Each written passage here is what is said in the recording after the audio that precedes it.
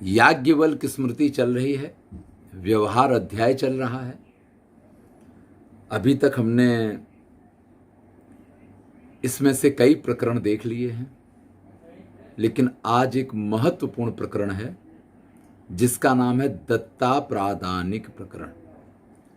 देखिए, दत्ताप्रादानिक प्रकरण का अर्थ यह है कि जीवन में दान करना ये बड़ी श्रेष्ठ चीज है, क्योंकि दान करने से आपका इहलोक तो सुधरता है, आपका परलोक भी सुधरता है। लेकिन दान करने के लिए कुछ नियम हैं। स्वकुटुंबा विरोधेन देयम दार सुताद्रते नान्वये सति सर्वस्वम यच्चान्यस्मै प्रतिश्रुतम। आपने बड़े बड़े दानवीरों की कथाएं सुनी होंगी। महाराज रंतिदेव की कथा है, महाराज शिवी की कथा है, कर्ण के बारे में बहुत सारे लोग बहुत सारी बातें करते हैं। लेकिन याज्ञवल्क्य स्मृति क्या कहती है, उस पर ध्यान दीजिए। स्वकुटुंब अविरोधेन, अगर अपना कुटुंब अपना परिवार ही भूखा रह जाए और आप दान करके किसी का भला करने चले, तो इस चीज के लिए याज्ञवल्क्य स्मृति आपको सम्मति नहीं देता है। स्वकुटुंब अविरोधेन देयम, आपको दान करना चाहिए। दार सुत आद्रते, लेकिन आप पत्नी का दान नहीं कर सकते हैं और पुत्र का दान नहीं कर सकते हैं। कन्यादान का तो आपको मालूम है कि कन्यादान तो किया ही जाता है, और कन्या का दान न करें तो घर नहीं चलता है। कन्यादान करने से तो घर बड़ी शांति से चलने लग जाता है, क्योंकि हमारे यहाँ गुजराती में कहावत है कि दीकरी तो पार की थापण कहवाए। पुत्री जो होती है वो तो हमेशा दूसरे की धरोहर होती है, इसका हिंदी ये होता है। तो आप इस चीज को समझिए कि पुत्री दान में दी जाती है, कन्यादान किया जाता है, लेकिन पुत्र दान नहीं किया जाता है। यानी कहीं ऐसी स्थिति आए कि पुत्र को घर जमाई बना करके भेजना हो, तो ये पुत्र दान भी हो गया ना एक तरीके से। ऐसा थोड़ी कि कन्यादान ही होता है। अगर कन्या ससुराल आ सकती है तो पुत्र भी तो ससुराल जा सकता है। आजकल तो इस प्रकार की बहुत स्थितियां हैं, क्योंकि लोगों के यहाँ एक एक ही बच्चे होते हैं, तो स्थितियां खड़ी हो सकती हैं। उस समय तो ऐसा नहीं था, लेकिन फिर भी लिखा है कि दार सुत आद्रते, पत्नी का दान नहीं किया जा सकता है और पुत्र का दान नहीं किया जा सकता है।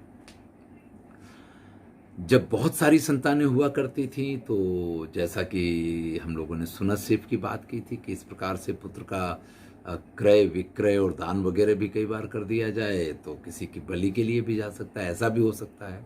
तो यहाँ इस चीज का निषेध किया है। आगे कहते हैं नान्वये सति सर्वस्वम यच्चान्यस्मै प्रतिश्रुतम। अगर आपने कोई चीज किसी को देने का वादा किया है,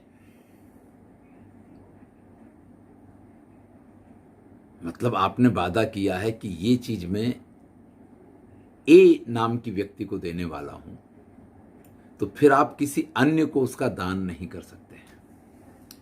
ना अन्वये सति सर्वस्वम। और अगर आपकी संतान नहीं है तो फिर आपको सब कुछ दान में दे देना तो आप दे सकते हैं। तो फिर से समझें कि स्वकुटुंब विरोधे न, अपने कुटुंब का विरोध ना हो, इस प्रकार से दान देना चाहिए। पहली बात कही। पत्नी और पुत्र का दान नहीं किया जा सकता, दूसरी बात कही। ना अन्वयशति, अगर संतति नहीं है तो सर्वस्वम, तो आप सब कुछ दान कर सकते हैं। यंच अन्यस्मै प्रतिश्रुतम, अगर आपने किसी को कोई वस्तु देने का वादा कर दिया है, तो फिर आप उस चीज का दान नहीं कर सकते हैं। जब हम ये कहते हैं कि यदि पुत्र नहीं है तो आप सर्वस्व दान कर सकते हैं, तो अगर पुत्र है तो आप दान नहीं कर सकते, ये भी इसका अर्थ होता है। इसको आप समझ के चलें। मतलब दोनों चीजें वैसा वर्सेस हैं।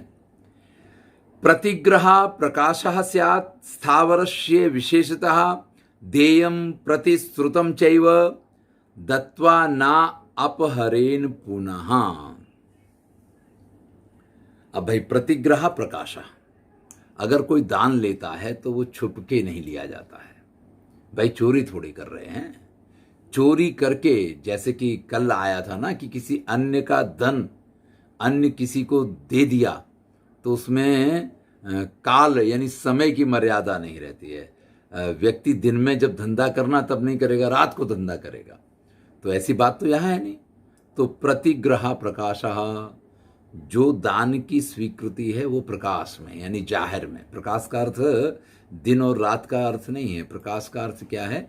चार लोगों के बीच में। देखिए कन्यादान किया जाता है, कितने लोगों को एकत्रित किया जाता है, तब कन्यादान किया जाता है।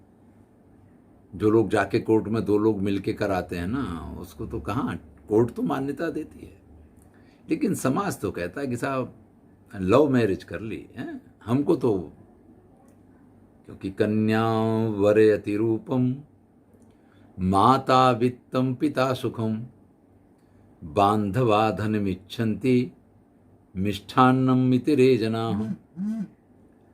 भाई कन्या तो क्या देखती है, उसको तो अच्छा सफर चाहिए, सुंदर हो, वो जिसके साथ चले तो उसको एक मतलब इस प्रकार की अनुभूति ना हो कि हाँ मैं कहाँ फंस गई हूँ। उसको एक अच्छी सी अनुभूति उसके मन में आनी चाहिए, देख करके उसको अच्छा लगना चाहिए।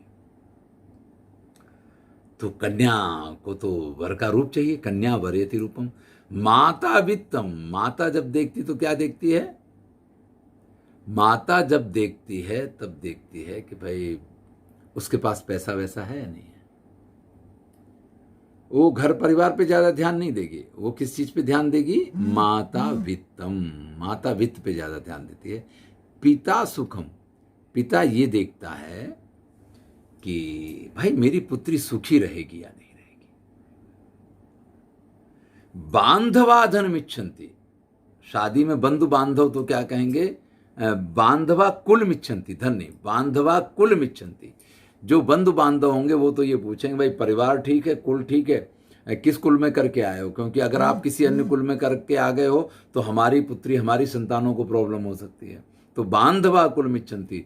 और बाकी लोगों को तो मिष्ठान्न मित्रे जना, बाकी लोगों को तो मिष्ठान्न में रस होता है कि भैया खाने को क्या मिलेगा, क्या मतलब किस होटल में पार्टी रखी है या कहाँ किस जगह पे और क्या क्या खाना मिलेगा, इसी चीज में लोगों को रस होता है।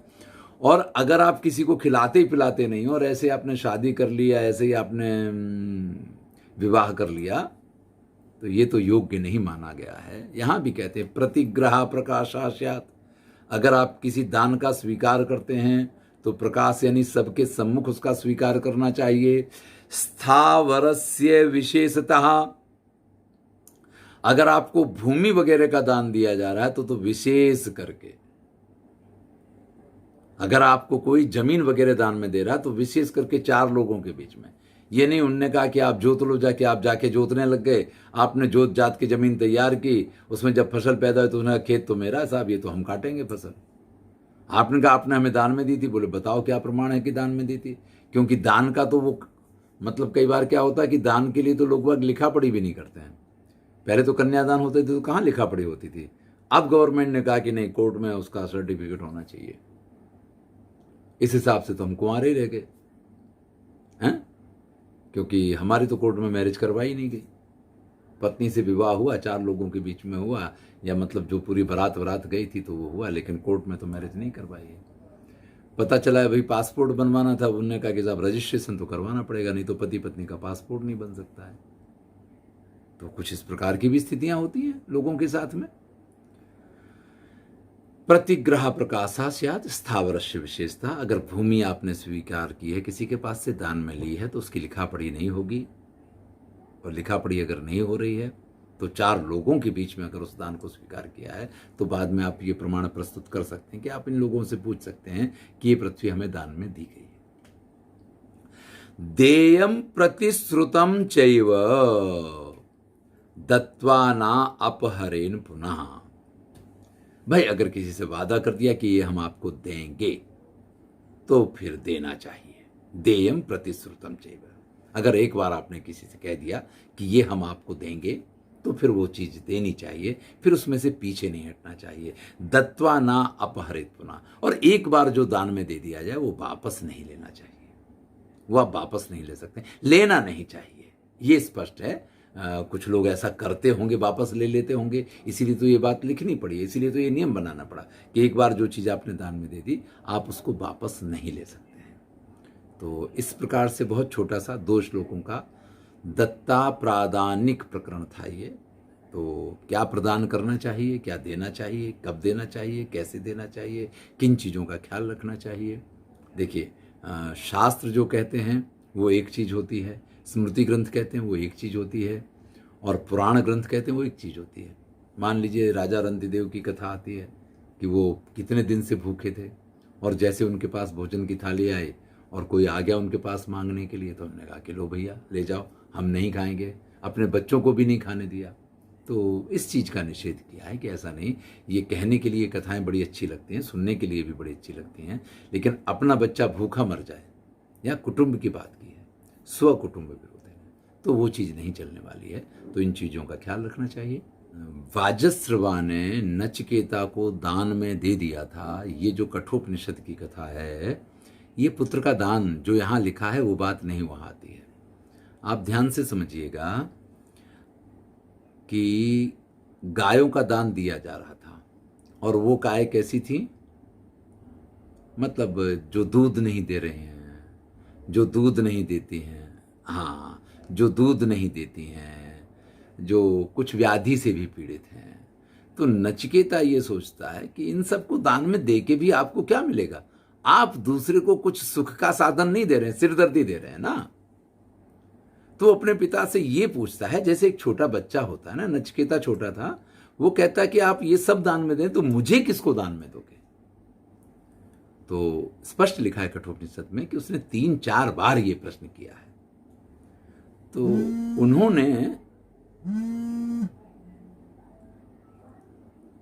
उन्होंने क्रोध में आकर के ये कह दिया कि मैं तुम्हें यमराज को दूंगा। तो ये दान नहीं किया गया है, ये वास्तविकता ये नहीं थी जो कि उसको यमराज को दान में दिया गया। जैसे नहीं, कई बार कोई बच्चा जिद करता है तो माँ उससे कहते कि जा कुआं में गिर जाके, तो इसका मतलब ये थोड़ी कि माँ ये चाहती है को कुआं में गिर जाए जाके, हैं? या कई बार मर जाओ, इस प्रकार के शब्दों का भी प्रयोग हो जाया करता है। ये बिल्कुल उसी प्रकार की बात है कि मुझे किसको दोगे, मुझे किसको दोगे, मुझे किसको दोगे। एक बालक बार बार पिता से पूछ रहा है, पिता अपने कार्य में है, तो ऐसे में पिता ने कह दिया कि मैं आपको यमराज को दूंगा। वो बालक ऐसा हठी था कि उसने कहा कि ठीक है, हम मुझे यमराज को दे रहे हैं, जब आपने वचन दे दिया है तो मैं अब यमराज के पास जा रहा हूं। और वो यमराज के पास जाकर के पहुंचते हैं। इसलिए वो कथा इस प्रकार से, तो वहां भी पुत्र दान वाली बात नहीं आती है। ठीक है, हाँ। और कोई प्रश्न? धन्यवाद। तो ये